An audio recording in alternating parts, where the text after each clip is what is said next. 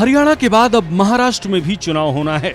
हरियाणा में प्रचंड जीत के बाद प्रदेश के मुखिया नायब सैनी को महाराष्ट्र चुनाव का स्टार प्रचारक बनाया गया। इसी के चलते मुख्यमंत्री नायब सैनी महाराष्ट्र के 2 दिवसीय दौरे पर रहे। इस दौरान मंगलवार को ठाणे में मुख्यमंत्री ने प्रचार भी किया तो एक प्रेस कॉन्फ्रेंस को संबोधित भी किया। मुख्यमंत्री नायब सैनी ने बीजेपी के विकास कार्यों को लेकर जानकारी दी।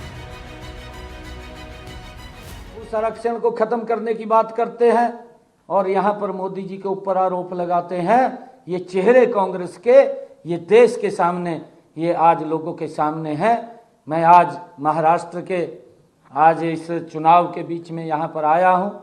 मैं महाराष्ट्र के लोगों से मैं अपील भी करना चाहूँगा कि कांग्रेस को बाहर करने का आप काम करें। मोदी जी के नेतृत्व में ही देश सुरक्षित और मजबूत है और मोदी जी को आगे बढ़ाने का काम करें।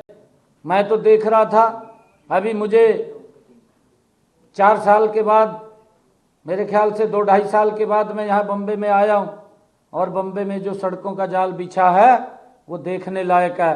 कांग्रेस के समय के अंदर तो लोग लाइन में खड़े रहते थे। ये कल्पना भी नहीं थी, उनकी योजना भी नहीं थी कि सड़कों को 4 लाइनिंग किया जाए या कहीं से एक्सप्रेसवे निकाला जाए। अगर ये भी निकले हैं तो ये मोदी जी के ही नेतृत्व के अंदर निकले हैं। जो विकास की एक गति चली है, इस विकास की गति को महाराष्ट्र के लोग ये डबल इंजन की सरकार बना करके, यहाँ पर एनडीए का सरकार बना करके फिर गति से उसको आगे बढ़ाने का काम करेंगे। वहीं मुख्यमंत्री नायब सैनी ने कांग्रेस पर भी प्रहार किया और कहा कि कांग्रेस का चेहरा देश के सामने आया है। कांग्रेस बोलती कुछ और है और करती कुछ और है। गर्व है मोदी जी ने जो धारा 370 को समाप्त किया, परंतु कांग्रेस का वो चेहरा वो देश के सामने आज आया है कि जो ये बोलते कुछ हैं करते कुछ हैं।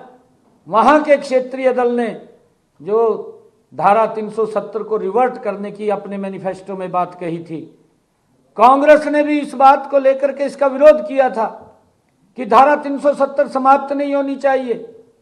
और उस धारा 370 के कारण पूरा देश आतंकवाद की आग में झुलस रहा था।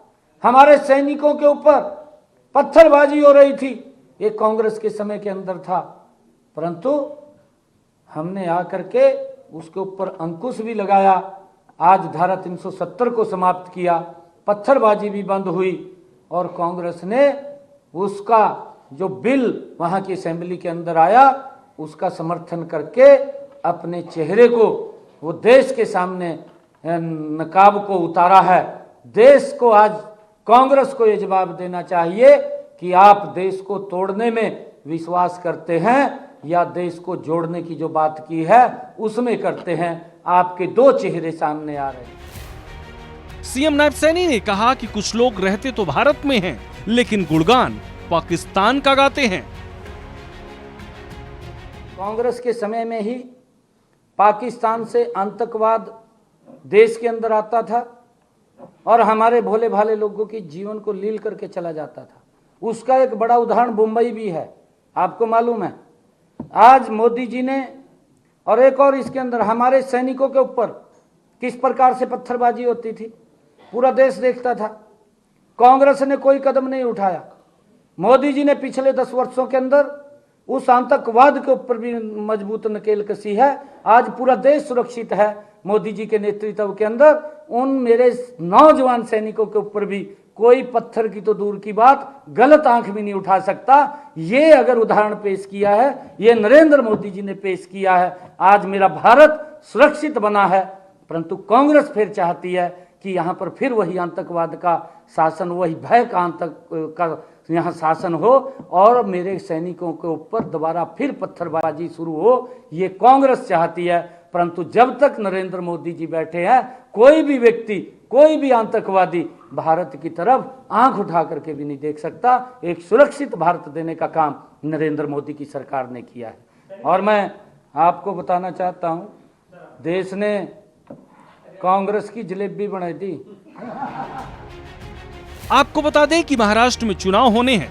इस सिलसिले में हरियाणा के मुख्यमंत्री स्टार प्रचारक के तौर पर 2 दिवसीय दौरे पर महाराष्ट्र पर रहे और बीजेपी के लिए प्रचार किया। ब्यूरो रिपोर्ट, सूर्या समाचार।